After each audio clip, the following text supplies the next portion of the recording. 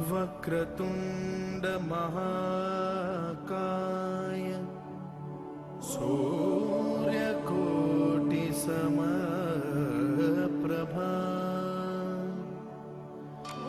निर्विघ्नं कुरु मे देव सर्वकार्येषु सर्वदा।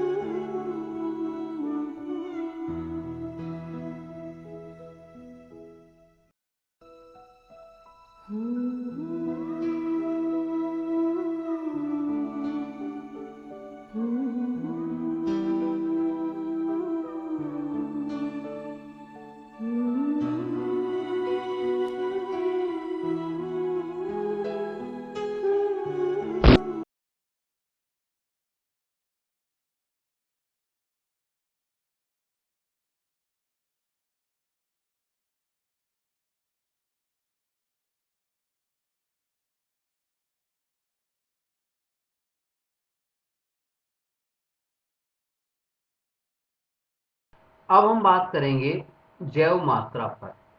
जैव मात्रा यानी बायोमास। जैव मात्रा या बायोमास होता क्या है? देखिए, ईंधन के ऐसे स्रोत,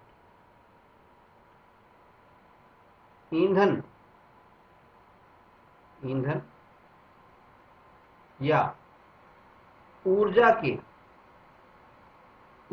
के ऐसे स्रोत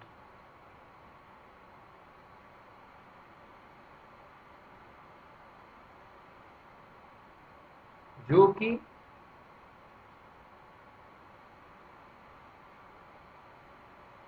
ऊर्जा या ईंधन के ऐसे स्रोत जो कि पौधों या जंतुओं से प्राप्त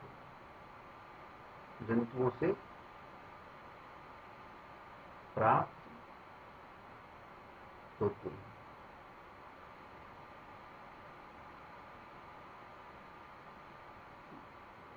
ऐसे ईंधन के स्रोत जो कि पौधों से या जंतुओं के प्राप्त होते हैं, यानी पौधे और जंतुओं के उत्पाद।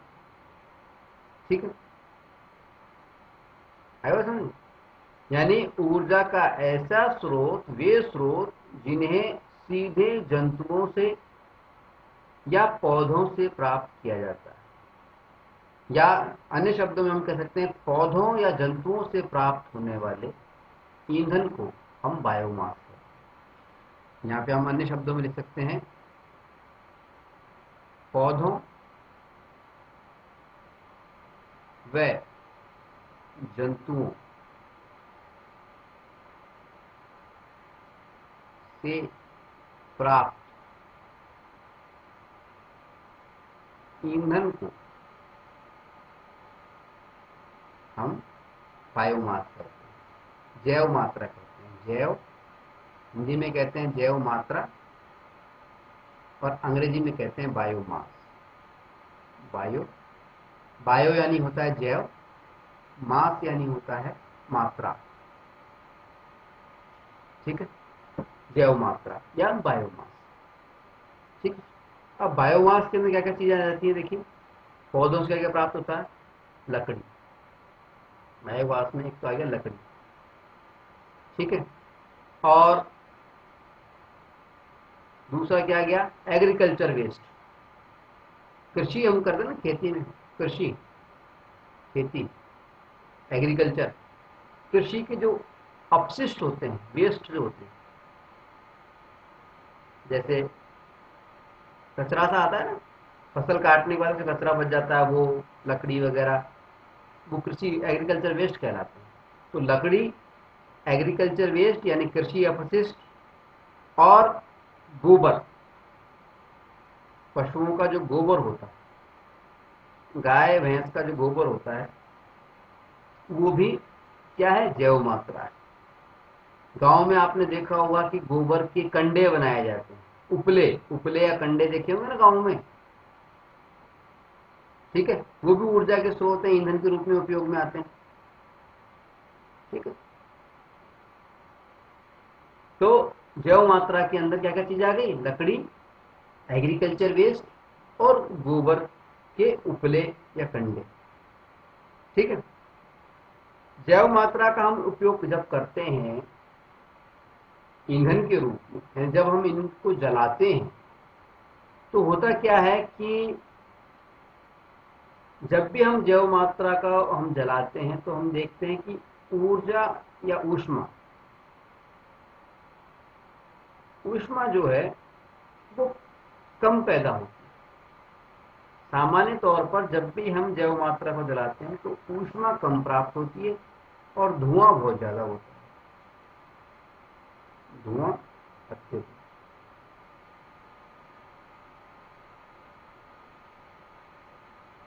जब भी हम लकड़ी को जलाते हैं या गोबर को जलाते हैं सामान्य परिस्थितियों में, तो ऊष्मा बहुत ज्यादा होती है, बहुत कम होती है, और धुआं बहुत ज्यादा होती है। इस स्थिति को बदलने के लिए हम कुछ तकनीकों का इस्तेमाल करते हैं, और उन तकनीकों के माध्यम से जैव मात्रा का उपयोग हम इस प्रकार से करते हैं कि हमें ज्यादा से ज्यादा मात्रा में तो ऊष्मा प्राप्त हो और कम से कम मात्रा में धुआं प्राप्त हो। ठीक है, ये तकनीकें कौन सी हैं, ये तकनीकें हैं, एक तो लकड़ी को चारकोल में बदलना, इसको, लकड़ी को चारकोल में बदलना,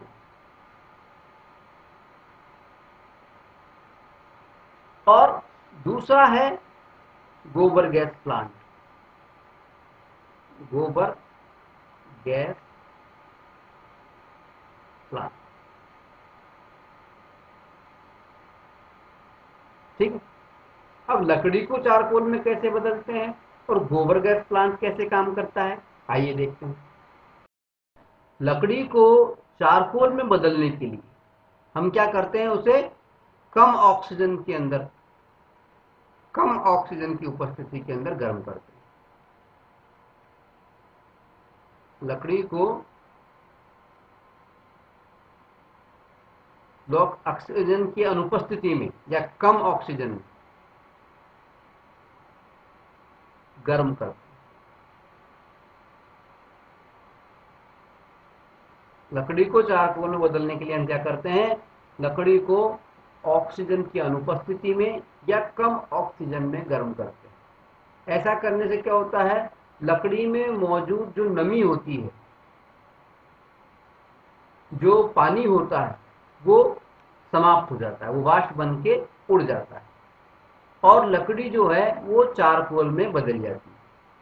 ठीक है, अब लकड़ी के चारकोल में बदलने से क्या फर्क पड़ता है कि जो चारकोल होता है,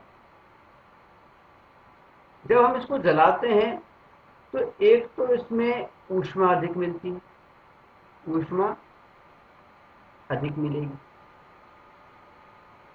दूसरी बात क्या होती है, चारकोल को जलाने पर फ्लेम पैदा नहीं होती, ज्वाला रहित, ज्वाला नहीं होती, ज्वाला रहित रहता है, फ्लेम पैदा नहीं होती है चारकोल के अंदर, ज्वाला रहित रूप से जलता है। तीसरी बात क्या होती है चारकोल को जलाने पर, कि लकड़ी को हम जलाते हैं सामान्य तौर पर तो धुआं बहुत ज्यादा होता है, लेकिन चारकोल को जलाने पर धुआं नहीं होता है, धुआं बहुत कम होता है, धुआं रहित हम कह सकते हैं, धुआं रहित। ठीक है, थोड़ी सी तकनीक का इस्तेमाल करके हम क्या करते हैं, जैव मात्रा जो होती है यानी लकड़ी और गोबर, इन ईंधनों की दक्षता में वृद्धि कर देते हैं। हम क्या करते हैं कि चारकोल जो होता है उसको जब जलाते हैं, जब हम लकड़ी को जलाते हैं तो लकड़ी में जला करके कम ऑक्सीजन की उपस्थिति के अंदर लकड़ी को गर्म करके हम उसका चारकोल बना लेते हैं। और चारकोल जो होता है उसको जलाने की खासियत क्या होती है कि उसमें ऊष्मा अधिक बनती है और फ्लेम उसमें निकलती नहीं है, ज्वाला रहित होती है और धुआं भी बहुत कम निकलता है, बहुत सीमित मात्रा में निकलता है, धुआं रहित इसको हम कह सकते हैं। तो इसकी दक्षता में वृद्धि हो जाती है। इसी तरह से हम गोबर का जब उपयोग करते हैं तो गोबर के का उपयोग करने पर भी बहुत ज़्यादा धुआं पैदा होता है, तो और ऊष्मा भी कम पैदा होती है। इसके लिए भी हम एक विशेष प्रकार की तकनीक का इस्तेमाल करते हैं, जिसका नाम है बायोगैस प्लांट या गोबर गैस प्लांट। अब ये गोबर गैस प्लांट क्या होता है, आइए देखते हैं। गोबर गैस प्लांट ईंटों की बनी हुई कुछ इस प्रकार की, जैसा कि इस चित्र में दिखाया गया है, इस प्रकार की संरचना होती है। इसके अंदर क्या होता है, पूरी संरचना वैसे ईंटों की बनी हुई होती है। इसमें क्या होता है, एक तरफ एक इनलेट होता है, इनलेट मतलब जहां से इनपुट किया जाता है, कोई भी चीज अंदर डाली जाती है। ठीक है, फिर एक डाइजेस्टर होता है, ये जो जगह है ये वाली, इसको डाइजेस्टर हम बोल रहे हैं, पूरी जगह को डाइजेस्टर है। यहां से यहां डाइजेस्टर, ये डाइजेस्टर, डाइजेस्टर को संपाचित्र बोलते हैं, डाइजेस्टर, इसको हिंदी में बोलते हैं संपाचित्र। ये जो संपाचित्र या डाइजेस्टर है, इसके अंदर क्या होती है, ऑक्सीजन नहीं होती, ऑक्सीजन नहीं। दूसरी तरफ क्या होता है, ये बाहर का रास्ता होता है, बाद में जो वेस्ट बचता है उसको निकालने के लिए। यहां पर खाली जगह होती है जिसके अंदर गैस जो है वो एकत्र हो जाती है, और इस गैस को निकालने के लिए एक पाइपलाइन होती है, यहां से गैस के पाइपलाइन गैस बाहर निकाली जाती है। ठीक, गोबर गैस प्लांट को गोबर गैस प्लांट या बायोगैस प्लांट कहते हैं। क्यों कहते हैं, क्योंकि इसके अंदर जिस कंटेंट का उपयोग किया जाता है, जिस चीज का उपयोग किया जाता है वो है गोबर। ठीक है, इसमें होता क्या है कि गोबर और पानी का मिक्सचर, काम कैसे करता है गोबर गैस प्लांट, कि गोबर और पानी का जो मिक्सचर होता है उस मिक्सचर को हम, ये जो है इस मिक्सचर को हम बोलते हैं करदम, या तो करदम बोलते हैं, करदम, और अंग्रेजी में बोलते हैं slurry, slurry, slurry, SLURRY, slurry. ये करदम या स्लेरी, करदम या स्लेरी क्या होता है, गोबर और पानी का जो घोल होता है उसको बोलते हैं। तो हम क्या करते हैं, सबसे पहले गोबर और पानी का जो घोल है, जो करदम है, जो स्लेरी है, उसको हम अंदर जाने वाला जो इनपुट वाला रास्ता है उसके अंदर डाल देते हैं। ये करदम या स्लेरी जो है वो इस इनपुट वाले रास्ते से होते हुए डाइजेस्टर में चला जाता है। डाइजेस्टर में क्या होते हैं, छोटे छोटे सूक्ष्म जीव होते हैं। ये ऐसे जीव होते हैं जिनको जीवित रहने के लिए ऑक्सीजन की आवश्यकता नहीं होती। तो ये छोटे छोटे जीव क्या होते हैं, ये गोबर की जो स्लेरी आती है, जो कर्दम आता है, इसका अपघटन करते हैं। इसके अंदर जो यौगिक होता है उसका अपघटन करते हैं, इसको छोटे छोटे भागों में विभाजित करते हैं। ठीक है। और जब ये अपघटन करते हैं तो इसके इन छोटे छोटे सूक्ष्म जीवियों के इस स्लेरी के अपघटन करने के कारण क्या होता है, इस डाइजेस्टर के अंदर कुछ गैसेस पैदा होती हैं। कौन कौन सी गैस पैदा होती हैं? मीथेन, CH4, इसको बोलते हैं methane. Carbon dioxide, CO2, hydrogen, H2, और हाइड्रोजन सल्फाइड, H2S। ये गैसें इस डाइजेस्टर के अंदर पैदा होती हैं। सबसे ज्यादा महत्वपूर्ण गैस, जो 75% जो गैस होती है, वो होती है मीथेन। ठीक, 75% तक मीथेन होती है इस गैस के अंदर, गोबर गैस के अंदर। ठीक है। ये गैसें पैदा होती हैं। ये गैस जो है, जो गैसें पैदा हुई हैं, इन गैसों को तो हम इस पाइपलाइन के माध्यम से बाहर निकाल लेते हैं और अपने उपयोग में ले लेते हैं। और जो बाकी का जो बच जाता है, स्लेरी जो बच गई बाकी, उसको इस बाहर वाला जो रास्ता है, यहां से हम निकाल लेते हैं। और ये जो स्लेरी बचती है गैस बनने के बाद में, ये बहुत अच्छा उर्वरक साबित होती है, बहुत अच्छी खाद साबित होती है, क्योंकि इस खाद के अंदर नाइट्रोजन और फास्फोरस होता है। क्या क्या होता है? नाइट्रोजन व फास्फोरस। फास्फोरस।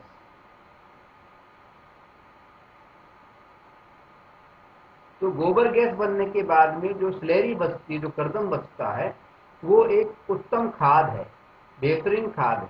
इसमें नाइट्रोजन और फास्फोरस जो है प्रचुर मात्रा में पाया जाता है। ठीक है। आएगा समझ? तो ये तो हमने बताई कि गोबर गैस प्लांट की संरचना किस प्रकार की होती है और इसकी कार्यप्रणाली किस प्रकार की होती है। ठीक है। अब हम बताते हैं गोबर गैस प्लांट के लाभ क्या क्या। देखिए, गोबर गैस प्लांट की स्थापना हमने क्यों की थी?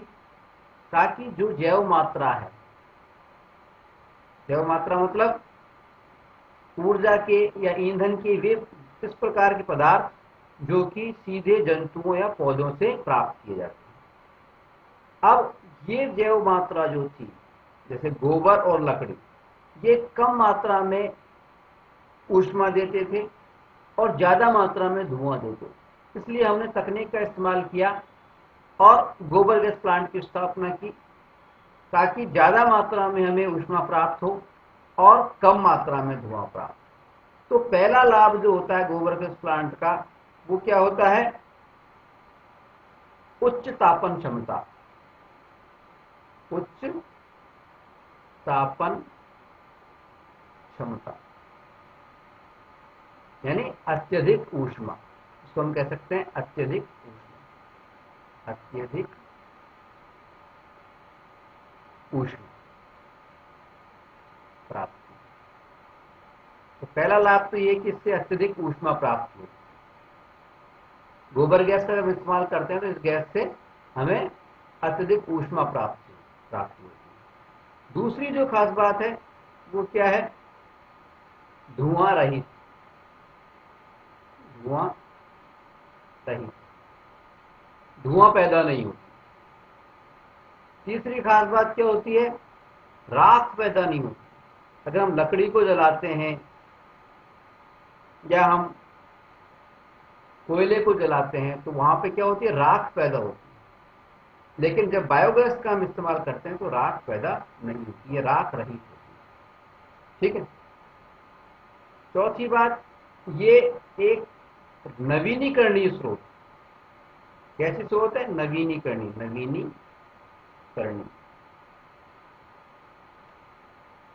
नवीनीकरणीय। अगर गैस खत्म हो जाए तो हम वापस से नई स्लेरी डाल करके, नया कर्दम डाल करके दोबारा से गैस बना सकते हैं। ठीक है। पांचवी जो इसकी खासियत है, लाभ है, जो सीवेज होता है। सीवेज क्या होता है? जीव जंतुओं का जो मल होता है, जो वेस्ट प्रोडक्ट होता है, उसको हम सीवेज बोलते हैं। तो इस सीवेज को नष्ट करने का या डिस्पोज करने का एक बेहतरीन तरीका है, क्योंकि अगर सीवेज जो है, जीव जंतुओं का मल जो है खुला पड़ा रहेगा तो ऐसी स्थिति में कीटाणु और दुर्गंध फैलाएगा।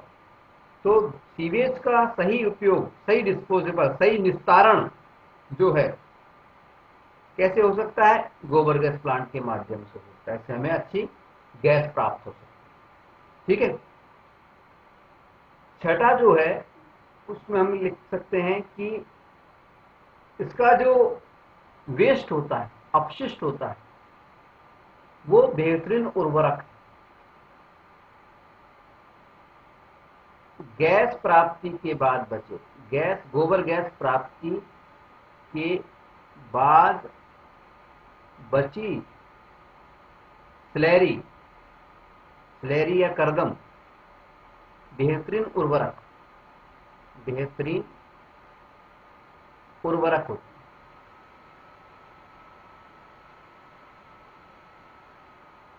उर्वरक, बेहतरीन खाद, ठीक है, होती है। इसके अंदर नाइट्रोजन व फास्फोरस अत्यधिक मात्रा में पाया जाता है। ठीक है।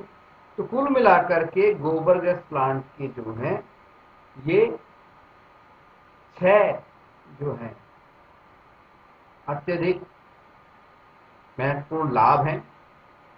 गोबर गैस प्लांट के अंदर गोबर गैस के अंदर 75% मीथेन, ये जरूर याद रखना।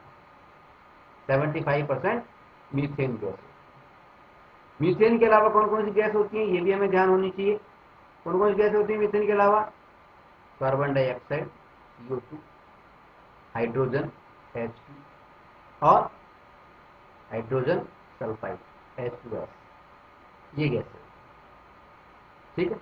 तो ये तो बात हो गई हमारी बायोगैस प्लांट की या गोबर गैस प्लांट की और गोबर गैस के लाभ।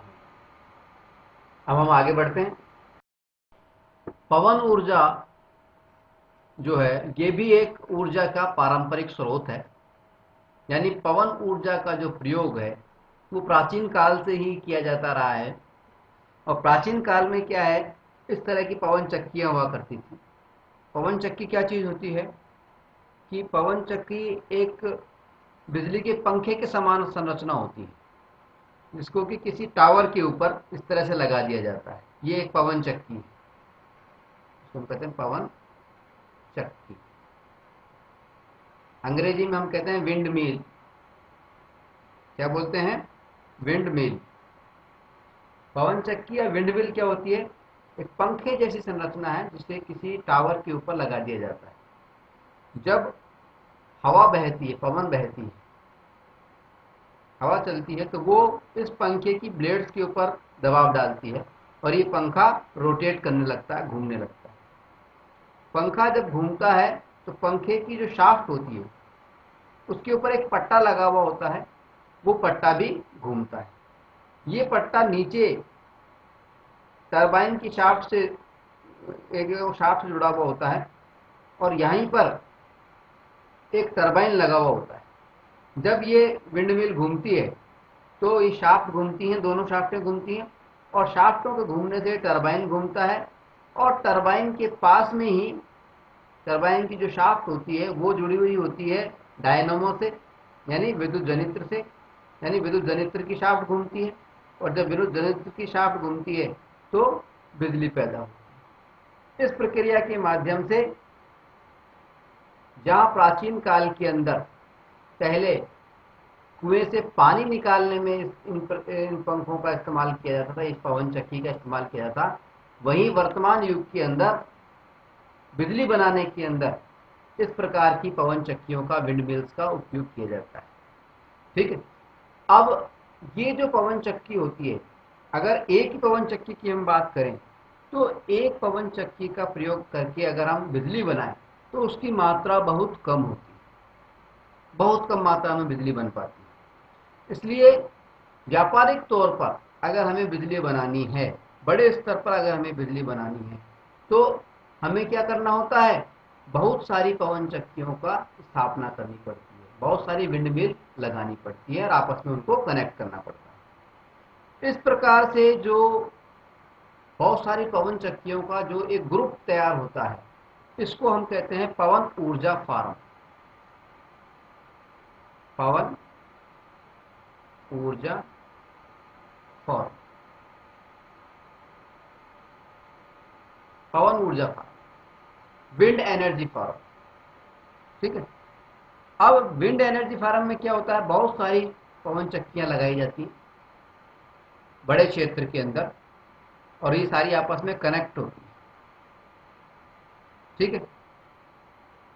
अब सारी घूमती हैं, और जब सारी घूमती हैं तो सारी अपने अपने सबसे डायनामो कनेक्ट होते हैं, एक टरबाइन कनेक्ट होता है, सब अलग अलग विद्युत बनाती हैं, और ये सारी विद्युत एक जगह पर एकत्रित हो जाती है। इसको कहते हैं पवन ऊर्जा फार्म। ठीक है। यहां पर हम कुछ बातें आपको और बता दें कि डेनमार्क जो है एक ऐसा देश है जिसमें हवाएं काफी चलती हैं। डेनमार्क हवाएं काफी चलती हैं यहां पर, तो इसको पवनों का देश भी कहा जाता है। पवनों का देश डेनमार्क जो है, जहां पर जिसको पवनों का देश कहा जाता है, यहां पर पूरे देश की 25% यानी करीब चौथाई बिजली जो है वो पवन ऊर्जा से बनाई जाती है, जो है पवन चक्कियों के माध्यम से बनाई जाती है। डेनमार्क की तरह जर्मनी जो है, जर्मनी, यहाँ पे भी काफी मात्रा में पवन ऊर्जा का इस्तेमाल किया जाता है। अगर हम भारत की बात करें तो भारत का विश्व में 5वां स्थान है पवन ऊर्जा का इस्तेमाल करने के लिए। कौन सा स्थान है? 5वां। ठीक। भारत में अगर हम अपनी पूरी क्षमता का इस्तेमाल करें तो हम करीब 45,000 मेगावाट बिजली बना सकते हैं।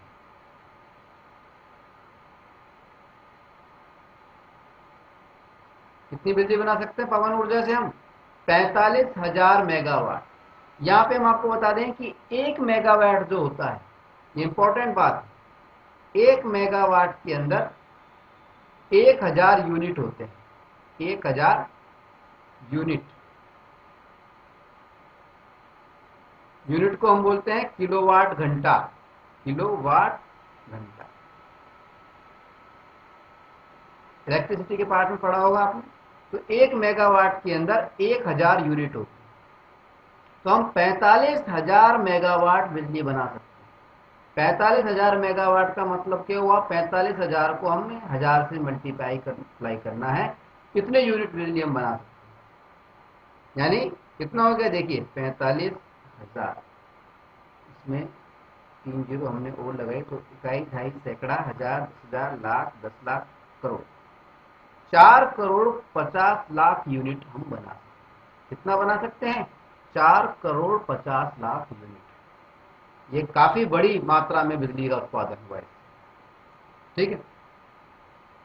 अच्छा, यहीं पर हम एक बात और बता दें कि भारत में एक प्रदेश है तमिलनाडु। तमिलनाडु, इसके अंदर कन्याकुमारी के पास में, कन्याकुमारी एक जगह है, इसके पास में भारत का विशालतम यानी सबसे बड़ा पवन ऊर्जा फार्म स्थापित किया गया। पवन ऊर्जा फार्म स्थापित किया गया। पर इस पवन ऊर्जा फार्म की जो क्षमता है वो कितनी है? 380 मेगावाट, 380 मेगावाट। इससे साबित हो रहा है कि देखिए हम कितनी कम मात्रा में पवन ऊर्जा बना रहे हैं। हम 45,000 मेगावाट बना सकते हैं, लेकिन बना रहे कितना है? सबसे बड़ा जो अपना पवन ऊर्जा फार्म है वो भी 380 मेगावाट का ही है, यानी बना बहुत कम रहे हैं। ठीक है, बना बहुत ज्यादा। ठीक है, ये तो हुई पवन ऊर्जा की बात। अब हम देखते हैं कि पवन ऊर्जा के फायदे क्या हैं और नुकसान क्या हैं। देखिए, अगर हम पवन ऊर्जा के फायदों की बात करें तो पहला फायदा तो ये है कि ये एक नवीनीकरणीय स्रोत, ये रिन्यूएबल है, नवीनीकरणीय,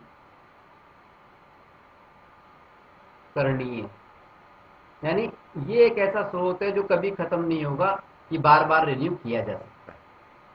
ठीक है, दूसरा जो उसका फायदा है वो है कि इसमें प्रदूषण नहीं होता है, प्रदूषण मुक्त है, प्रदूषण मुक्त, काफी हद तक प्रदूषण मुक्त है, इससे किसी प्रकार का प्रदूषण नहीं होता है पवन ऊर्जा से। तीसरी बात, इसमें पवन ऊर्जा का जो परिवहन करने का जो खर्च है वो ज्यादा नहीं आता है। इससे अगर हम विद्युत जो बनाते हैं, पवन ऊर्जा से जो विद्युत बनाते हैं, विद्युत बनाने में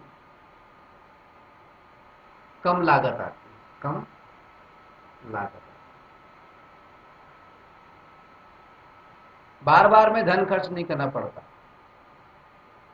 तीन मोटे मोटे ये फायदे, लेकिन इसकी कुछ सीमाएं भी हैं, सीमाएं, लिमिटेशंस, सीमाएं। सीमाएं क्या हैं? पहली सीमा तो ये है कि पवन ऊर्जा जो फॉर्म है ये हर स्थान पे नहीं लगाया जा सकता, ये केवल उन्हीं स्थानों पर लगाए जा सकते हैं जहां पर हवा की जो रफ्तार है, पवन की जो वेग है, रफ्तार है, वो 15 किलोमीटर प्रति घंटा, केवल 15 किलोमीटर प्रति घंटा रफ्तार वाले इलाकों पर ही पवन ऊर्जा फार्म लगाए जा सकते हैं। ठीक है, पहली चीज कि हर स्थान पर नहीं लगाए जा सकते, केवल 15 किलोमीटर प्रति घंटा रफ्तार, पवन की रफ्तार हो, उन स्थानों पर ही ये पवन ऊर्जा फार्म लगाए जा सकते हैं। दूसरी जो इसकी सीमा है वो ये है कि पवन ऊर्जा फार्म की स्थापना के लिए बहुत अधिक बड़ा क्षेत्र की आवश्यकता होती है, बहुत अधिक बड़े क्षेत्र की आवश्यकता होती है। यानी अगर हम 1 मेगावाट का, मात्र 1 मेगावाट का पवन ऊर्जा फार्म बनाना चाहें, उसके लिए भी 2 हेक्टेयर भूमि की आवश्यकता पड़ती है। ठीक, यानी दूसरी सीमा क्या हुई कि हमें बहुत अधिक जमीन की आवश्यकता पड़ती है, बहुत बड़े क्षेत्र की आवश्यकता पड़ती है पवन ऊर्जा फार्म स्थापना करने की।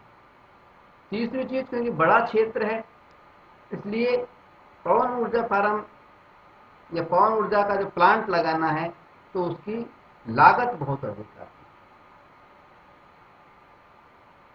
फार्म स्थापना की बहुत अधिक लागत आती है, बाद में स्थापना के बाद विद्युत बनाने की लागत तो कम आती है, लेकिन पवन ऊर्जा फार्म स्थापना की लागत, स्थापना लागत जो है वो अत्यधिक होती है।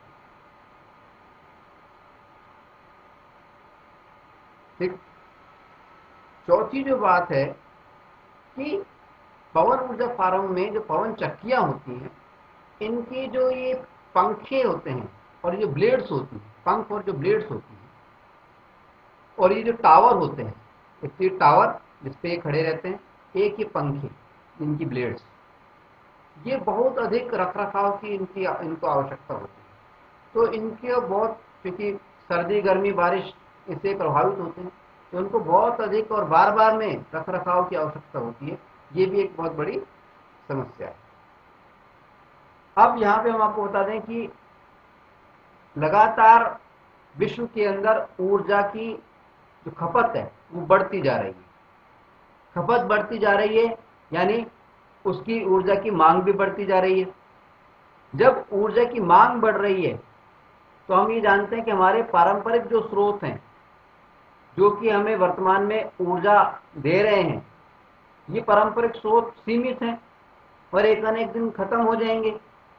ऐसी स्थिति में वर्तमान में आवश्यकता इस बात की है कि ऊर्जा के कुछ गैर पारंपरिक स्रोतों के उपयोग और उनकी खोज की जाए और उनका उपयोग किया जाए। तो अब तक हमने जो चर्चा की थी वो थी ऊर्जा के पारंपरिक स्रोतों पर। अब हम जो चर्चा करेंगे वो करेंगे ऊर्जा के गैर परंपरागत स्रोतों पर, यानी नॉन कन्वेंशनल जो सोर्सेज हैं ऊर्जा के, उनके ऊपर। अब ये नॉन कन्वेंशनल स्रोत कौन कौन से हैं जिन पर हम चर्चा करने जा रहे हैं? पहला स्रोत चलेगा सौर ऊर्जा, सूर्य। हालांकि सूर्य अधिकांश ऊर्जाओं का स्रोत है, सौर ऊर्जा। दूसरा है समुद्र ऊर्जा।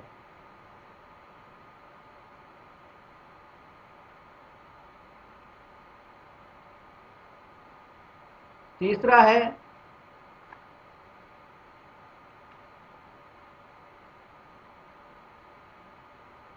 समुद्र ऊर्जा के बाद में तीसरा है नाभिकीय ऊर्जा।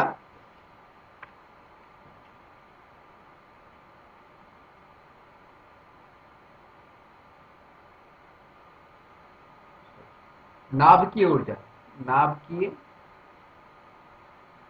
ऊर्जा। और चौथा है भूतापीय ऊर्जा, भूतापीय ऊर्जा, जियोथर्मल। भूतापीय को बोलते हैं अंग्रेजी में जियोथर्मल, नाभिकीय को बोलते हैं न्यूक्लियर एनर्जी। सौर ऊर्जा सोलर एनर्जी हो गया। ठीक, आइए अब एक एक करके इन सबका अध्ययन करते हैं। सबसे पहले हम बात करेंगे सौर ऊर्जा की। सौर ऊर्जा यानी सोलर एनर्जी की। देखिए, हम जानते हैं कि सूर्य जो है वो ऊर्जा का एक अत्यंत महत्वपूर्ण स्रोत है। सूर्य जो है करीब 5 करोड़ साल से हमें ऊर्जा दे रहा है और लगभग इतने ही साल तक हमें अभी और ऊर्जा देगा। ठीक है, सूर्य से जो ऊर्जा पृथ्वी को प्राप्त होती है उसमें से अधिकांश ऊर्जा जो होती है वो रिफ्लेक्ट हो जाती है। सौर ऊर्जा का केवल थोड़ा भाग जो होता है वो ही पृथ्वी पर रह पाता है। लेकिन ये थोड़ा सा जो भाग है ये भी इतना ज्यादा होता है। खास तौर पे अगर हम भारत की बात करें तो भारत सौर ऊर्जा की दृष्टि से एक भाग्यशाली देश है, क्योंकि भारत के अंदर अधिकांश दिनों में हमें सौर ऊर्जा प्राप्त रहती है। यानी अधिकांश दिनों में भारत के अंदर आकाश साफ रहता है, सूरज निकला हुआ रहता है और सौर ऊर्जा हमें मिलती रहती है। भारत में भी अगर बात करें तो राजस्थान सौर ऊर्जा की दृष्टि से बहुत अच्छा क्षेत्र है। अगर हम एक अनुमान लगाएं तो अगर हम भारत में सौर ऊर्जा का उपयोग करने लग जाएं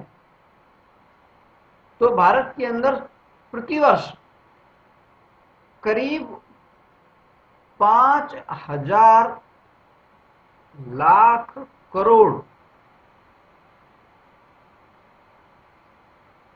यूनिट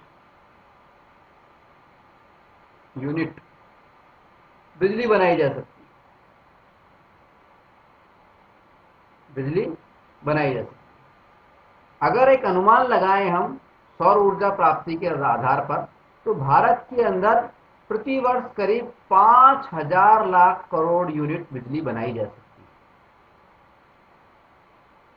ठीक है, अब सौर ऊर्जा का उपयोग हम सीधे तो कर नहीं सकते। सौर ऊर्जा का उपयोग करने के लिए हमने 2 प्रकार के उपकरण बना रखे फिलहाल। पहला उपकरण तो है सौर कुकर, सोलर कुकर,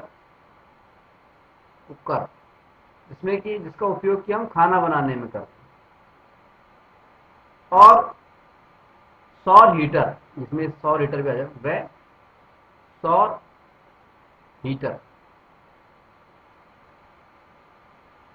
इसका उपयोग, सौर कुकर का उपयोग करते हैं खाना बनाने में, और सौर हीटर जो होता है, सोलर हीटर जो होता है, उसका उपयोग करते हैं पानी गर्म करने में। दूसरा जो उपकरण है उसे हम कहते हैं सोलर पैनल, सौर पैनल।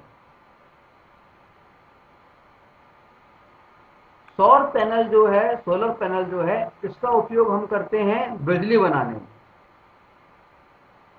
बिजली बनाने में। अब सौर कुकर और सौर पैनल किस तरह के होते हैं, आइए देखते हैं।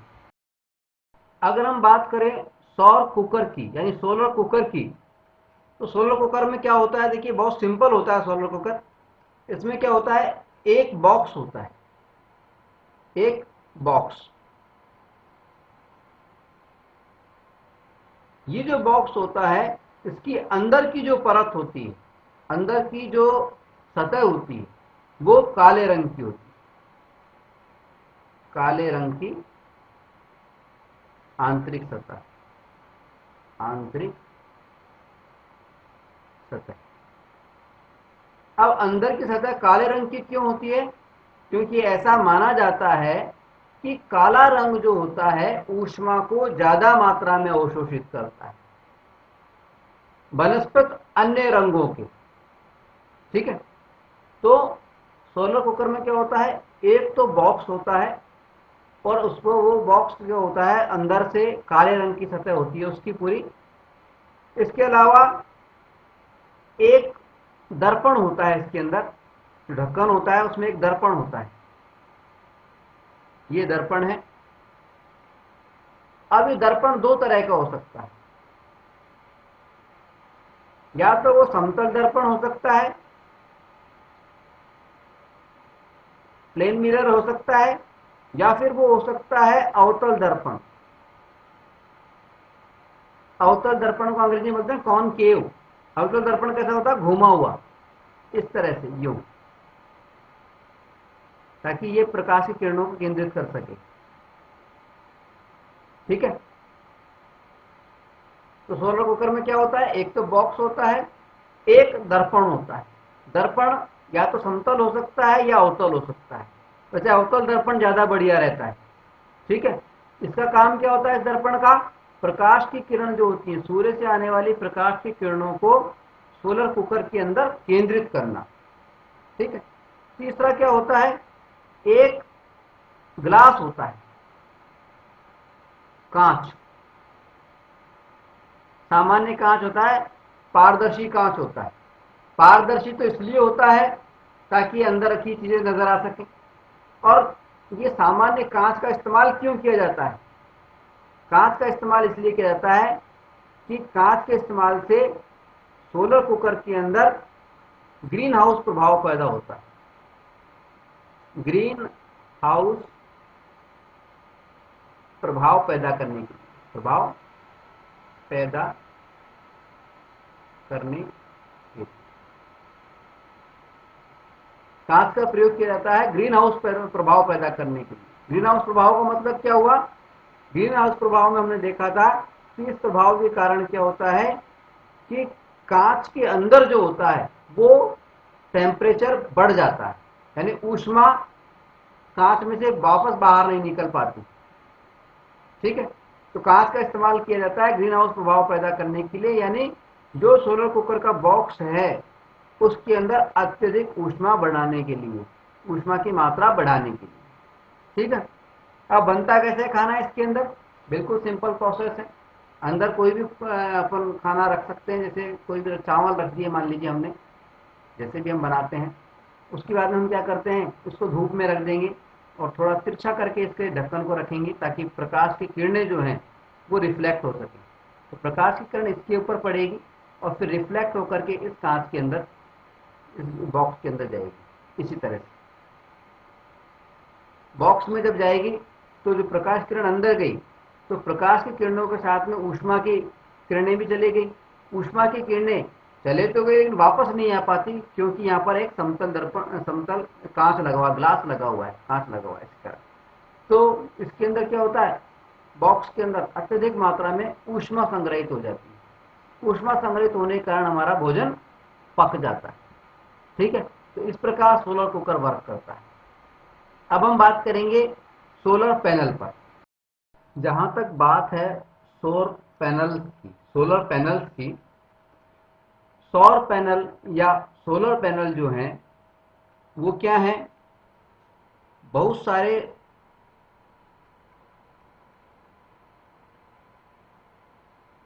सौर सेलों का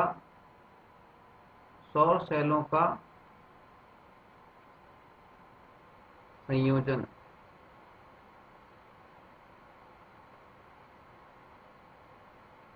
बहुत सारे सौर सेलों का संयोजन, बहुत सारे सौर सेल लगाएं और उनको आपस में जोड़ दें तो उसको हम बोलते हैं सोलर पैनल।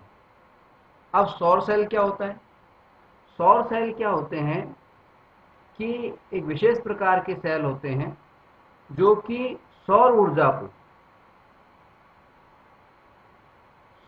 यानी सूरज से प्राप्त ऊर्जा को, सूरज की जो किरणें हैं उनसे, उनको क्या करता है, विद्युत ऊर्जा में रूपांतरित करता है। उनको विद्युत ऊर्जा में रूपांतरित करता है, रूपांतरित करता है। सौर सेल क्या करता है, सौर ऊर्जा को विद्युत ऊर्जा के अंदर रूपांतरित करता है।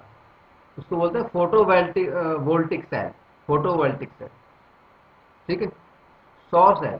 ठीक है, अब ये जो सौर सेल होते हैं इनकी जो क्षमता होती है या इनकी जो दक्षता होती है वो बेहद कम होती है। इनकी जो दक्षता होती है बेहद कम, बेहद कम, बेहद कम कितनी होती है कि अगर हम बात करें किसी एक सोलर सेल की, तो एक सोलर सेल जो है वो जो है वो 0.5 वोल्ट से लेकर के 1 वोल्ट तक विभवांतर पैदा करता है, विभवांतर पैदा करता है। और अगर हम विभवांतर की बात करें क्षमता की, तो अगर ये विद्युत उत्पन्न की बात करें तो एक सौर सेल जो होता है वो 0.7 वाट विद्युत उत्पन्न करता है, विद्युत उत्पन्न करता है।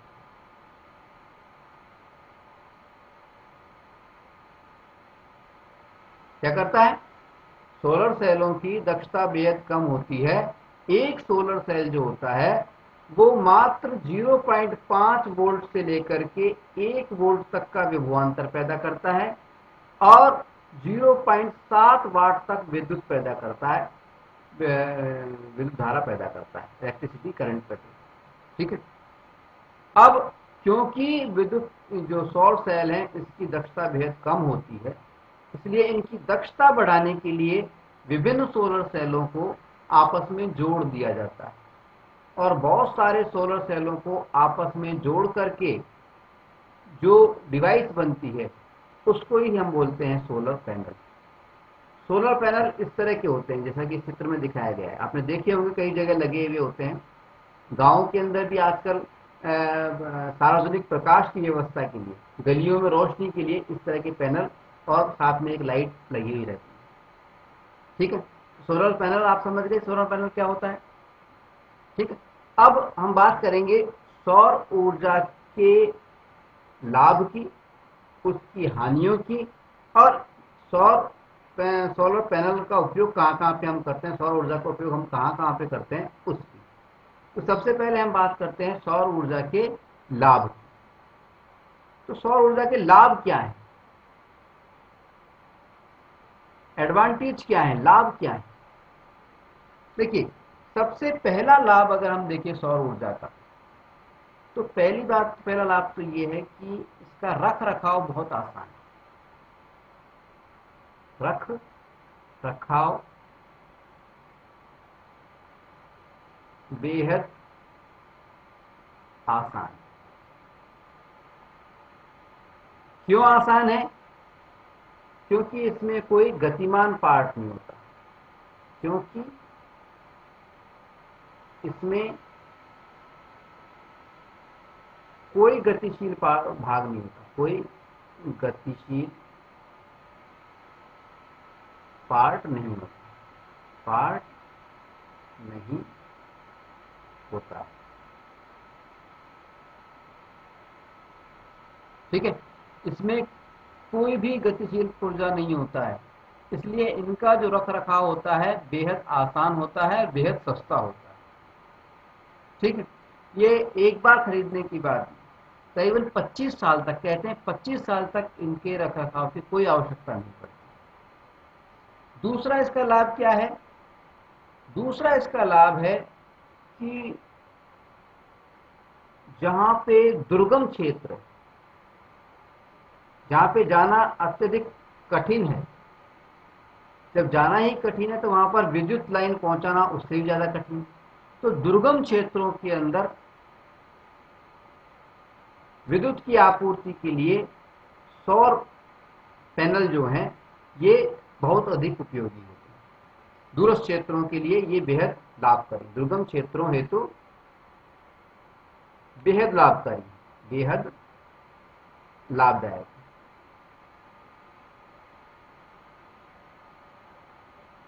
ठीक है, एक खास बात जो कि हम पहले भी बता चुके हैं कि सौर ऊर्जा जो होती है वो कैसा स्रोत है? नवीनीकरणीय।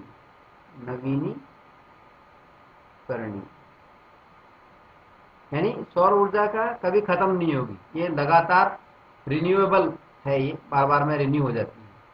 ठीक है, ये तो बात हुई लाभ की। अब हम बात करते हैं सौर ऊर्जा में की सीमाएं क्या हैं, इसकी हानियां क्या हैं या सीमाएं क्या हैं। अगर हम बात करें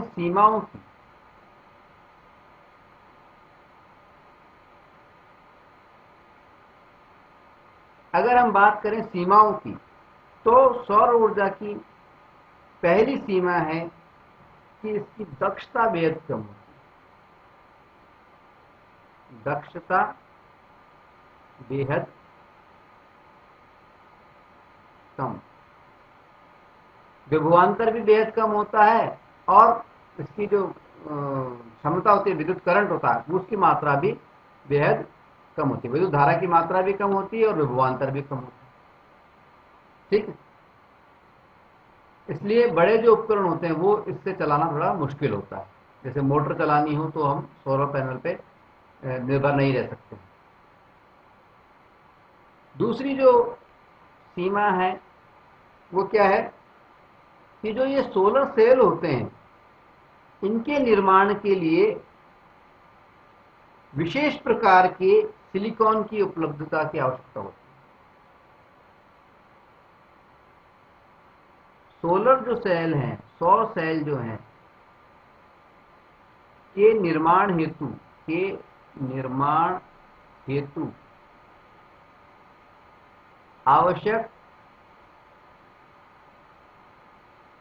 विशेष प्रकार के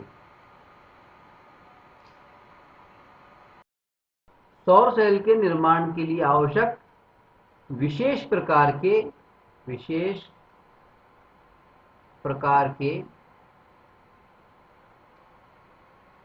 सिलिकॉन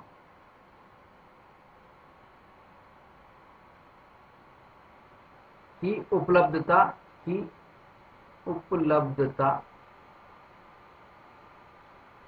सीमित।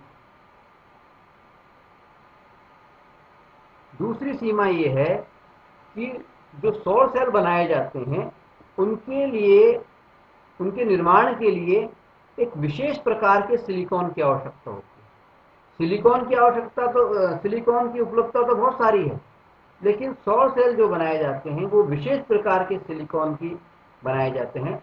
और ये जो विशेष प्रकार का सिलिकॉन है इसकी उपलब्धता, इसकी मात्रा बहुत सीमित है। ये भी इसकी एक कमी है। तीसरी अगर सीमा की बात करें, तीसरी कमी की बात करें या हानि की बात करें, तो हम ये कह सकते हैं कि जो ये सोलर सेल होते हैं, इनको आपस में जोड़ने के लिए हमने अभी देखा, थोड़ी देर पहले हमने देखा था कि सोलर जो सेल होते हैं, इनकी दक्षता बेहद कम होती है, और इनको जोड़ने के लिए हमें सिल्वर का उपयोग करना पड़ता है, चांदी का उपयोग करना पड़ता है, जिसके कारण क्या होता है, जो सोलर पैनल जो होते हैं उनकी लागत बढ़ जाती है। यानी हमारी तीसरी सीमा क्या हुई कि हम जानते हैं कि सोलर सेल की जो दक्षता होती है वो काफ़ी कम होती है, इसलिए हम सोलर सेलों को आपस में जोड़ते हैं और सोलर पैनल बनाते हैं। तो सोलर सेलों को आपस में जोड़ने के लिए हमें चांदी की आवश्यकता पड़ती है। सोलर सेलों को आपस में जोड़ने के लिए हम चांदी का उपयोग करते हैं, जिसके कारण सोलर सेलों की लागत बढ़ जाती है। ठीक है, यानी कुल मिलाकर के यहाँ पे हम लिख सकते हैं, सौर सेलों के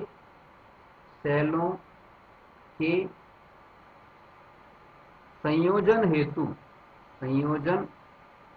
हेतु चांदी की आवश्यकता होती है, चांदी या सिल्वर की आवश्यकता होती है, चांदी की आवश्यकता होती है, जिससे सोलर सेलों की लागत बढ़ जाती है, जिससे सोलर सेलों की लागत बढ़ जाती।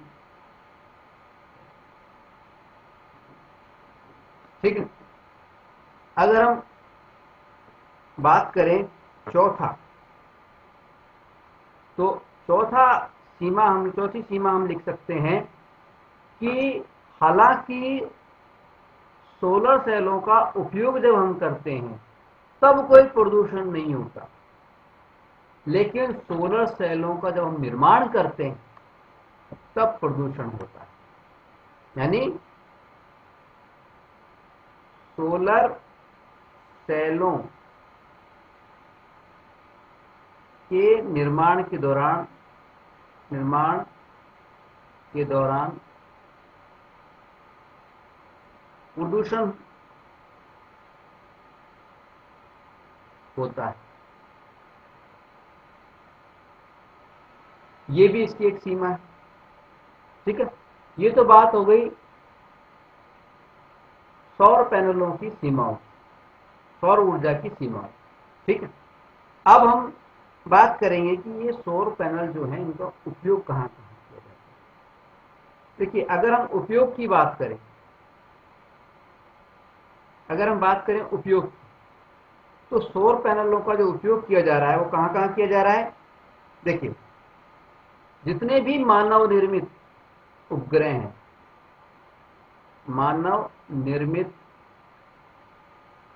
उपग्रह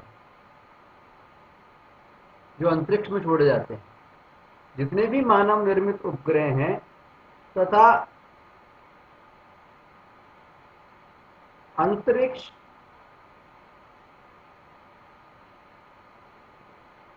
अन्वेषक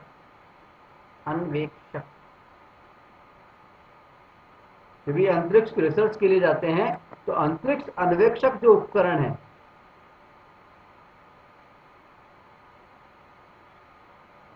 अंतरिक्ष का अन्वेषण करने वाले जितने भी उपकरण हैं, उनके अंदर ऊर्जा के प्रमुख स्रोतों के रूप में सौर ऊर्जा का प्रयोग किया जाता है। ठीक है, दूसरी बात, उपकरणों में, ठीक है, दूसरी बात, जो रेडियो स्टेशन है या इसके अलावा वायरलेस संचार तंत्र जो भी वायरलेस कम्युनिकेशन के जो सिस्टम है, वायरलेस सिस्टम है संचार सिस्टम, वायरलेस संचार सिस्टम जो भी होते हैं उनके अंदर और दूरस्थ क्षेत्रों में, दूरस्थ क्षेत्रों में स्थापित टीवी प्रसारण केंद्र जो होते हैं, टीवी रिले केंद्र जो होते हैं, इनके अंदर भी ऊर्जा के स्रोत के रूप में इसका उपयोग किया जाता है, सौर पैनल्स का। ठीक है, सौर ऊर्जा का। तीसरा, ट्रैफिक सिग्नल आपने देखे होंगे, ट्रैफिक सिग्नल, यातायात के यहाँ पे लाइटें लगी रहती है ना, ट्रैफिक सिग्नल, ट्रैफिक सिग्नलों में कैलकुलेटर जो होते हैं हमारे, कैलकुलेटर, इनके अंदर सोलर पैनल का उपयोग किया जाता है। और खिलौने जो होते हैं, बहुत से खिलौनों में भी सोलर पैनल्स का उपयोग किया जाता है। ठीक है, तो ये तो बात हुई हमारी सौर ऊर्जा से संबंधित। अब हम बात करेंगे समुद्र से जो ऊर्जा हमें प्राप्त हो सकती है उसके बारे में।